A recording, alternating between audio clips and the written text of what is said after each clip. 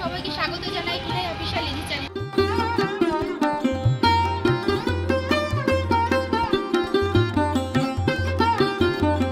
বর্ধমানের তেলিপুকুর মোড়ে এই ওম ক্লিং ক্লিং আশ্রমটি অবস্থান করে আছে। এর পেছনে একটি ঐতিহাসিক ঘটনা আছে।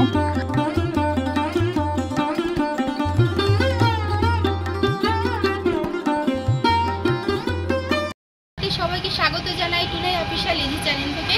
আমি আজ চলে এসেছি বর্ধমানের ঐতিহাসিক আশ্রমে। আশ্রমটির নাম হচ্ছে ওম ক্লিং ক্লিং আশ্রম। এই আশ্রমে আসতে হলে আপনারা এই হলো বর্ধমান স্টেশন থেকে আসার পথ। বর্ধমান স্টেশন থেকে টোটো ধরে বলবেন তেলিপুকুর ওম হোং ক্লিং ক্লিং আশ্রমের সামনে নামবো। সেখান থেকে মাথাপিছু ভাড়া পড়বে 20 থেকে 25 টাকা। এই হলো ব্রিজের আগেই ঠিক তেলিপুকুর মোড়। তেলিপুকুর মোড় থেকে আশ্রম হচ্ছে প্রায় 1 মিনিট মতো হাঁটা পথ। বর্ধমান স্টেশন থেকে যদি আপনারা বাসে আসেন তাহলে ওই তেলিপুকুর মোড়ে নামতে হবে। আশ্রমে প্রবেশ করেই প্রথমেই পড়বে ওম হোং ক্লিং ক্লিং আশ্রমের কালী মন্দির। এই কালী মন্দির প্রতিষ্ঠানেই আমি আপনাদেরকে একটি ঐতিহাসিক অবিশ্বাস্য ঘটনা শোনাবো।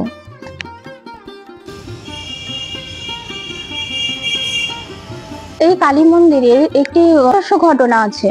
সেই অবিশ্বাস্য ঘটনাটি হলো যে এক সন্ন্যাসী ছিলেন। এই সন্ন্যাসীকে পরীক্ষা নেওয়ার জন্য গ্রামবাসীরা তাকে গর্ত করে 4 ফুট চওড়া 5 ফুট লম্বা গর্ত করে তাকে মাটি চাপা দিয়ে দেয়, একদম সিল করে দেওয়া হয়। তারপর 10 দিন 10 রাত অতিবাহিত হয়।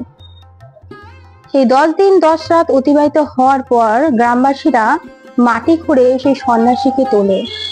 সন্ন্যাসীকে জীবিত অবস্থায় দেখা যায়। সেই সন্ন্যাসী তখন 2টি মন্ত্র নিয়ে বের হয়, এক হচ্ছে ওম আর এক হচ্ছে ক্লিং।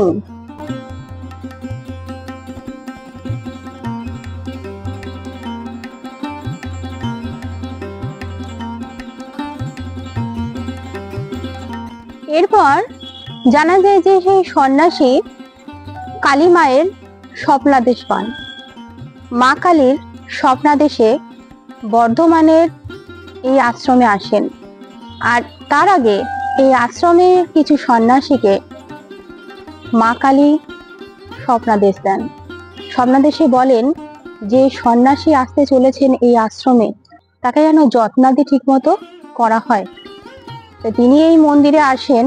সন্ন্যাসী আসার পরই তার সঙ্গে একটা দুর্ঘটনা ঘটে যায়। সেই দুর্ঘটনাটা হলো যে সেই সময় শোনা গিয়েছিল এক সন্ন্যাসী একটা বাচ্চাকে খুন করে। সেই খুনের দায়ই পড়ে এই সন্ন্যাসীর মাথায়। তাই এই সন্ন্যাসী আশ্রমে আসতেই পুলিশ তাকে গ্রেপ্তার করে নিয়ে যায়। তদন্তর পর তাকে ছেড়ে দেওয়া হয়। এরপর তিনি আশ্রমে এসে অসুস্থ হয়ে পড়েন। তখন মা কালী তাকে স্বপ্ন দেখায়। তিনি স্বপ্নদেশে আরো 2টি মন্ত্র লাভ করেন, একটা হচ্ছে হোং আর একটা হচ্ছে ক্লিং। মা কালী তাকে স্বপ্নদেশে বলেন আগের মন্ত্র 2টির সঙ্গে এই মন্ত্র 2টি জুড়ে দিতে। আর তারপরে তিনি ওং হোং ক্লিং ক্লিং কালী মন্দির প্রতিষ্ঠা করেন। আশ্রমের নামও হয় ওং হোং ক্লিং ক্লিং। আমি এতক্ষণ যে মহারাজের কথা বলছিলাম তিনি আর কেউ নন, স্বামী অভয়ানন্দ গিরি মহারাজ। চলুন দেখাই স্বামী অভয়ানন্দ গিরি মহারাজকে। এই ডান পাশেই বসে আছেন স্বামী অভয়ানন্দ গিরি মহারাজ। ওং হলো ব্রহ্মা আর হোং হলো মহাদেব, ক্লিং হলো নারায়ণ আর ক্লিং স্বয়ং মা কালী। আশ্রমের মন্দির খোলা থাকে সকাল 8টা থেকে দুপুর 1টা অবধি। তারপর বিকেল 4টে থেকে সন্ধ্যে 8টা পর্যন্ত। এবার চলুন মন্দির ও আশ্রমটি ঘুরে দেখা যাক। আশ্রমের মধ্যেই আছে একটি শিব মন্দির। শিব মন্দিরটি আমি দুপুরবেলায় গিয়েছিলাম বলে বন্ধ ছিল, সকালের দিকে মন্দির খোলা থাকে। শিব মন্দিরের ঠিক আগেই আছে মহারাজের পঞ্চবটী আসন।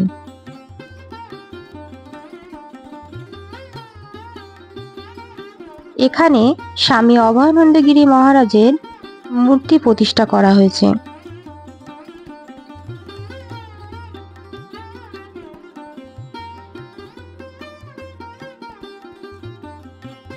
ঠিক এর পাশেই স্বামী অভয়ানন্দ গিরি মহারাজের সমাধিস্থান। আশ্রমের ভেতরটা এরকম ফুল গাছ লাগিয়ে বাগান করে দেওয়া হয়েছে। খুব সুন্দর ফুল গাছ লাগিয়ে সাজানো আছে।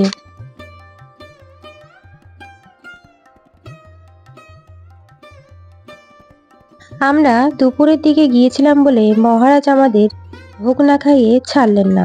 গিয়েছিল সাদা ভাত, উচ্ছে আলু সেদ্ধ মাখা, ছানার ডালনা, ডাল, বাঁধাকপির তরকারি।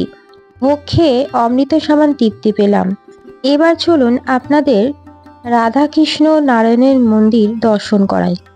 আপনারা অবশ্যই এই আশ্রম হয়ে ঘুরে যাবেন, আপনাদের খুবই ভালো লাগবে। আশ্রমটা আপনাদের কেমন লাগলো জানাতে আপনারা ভুলবেন না। আমার চ্যানেলে একটা কমেন্ট করে আপনারা যদি জানান তাহলে আমার খুব ভালো লাগবে। আমি আগামী দিনে এগিয়ে যেতে আগ্রহ পাবো, আর তার সঙ্গে নতুন নতুন আশ্রম মন্দিরের আপনাদের দর্শন করাবো। এখনকার মতো টাটা বন্ধুরা, পরে দেখা হবে অন্য কোনো আশ্রম বা মন্দিরে।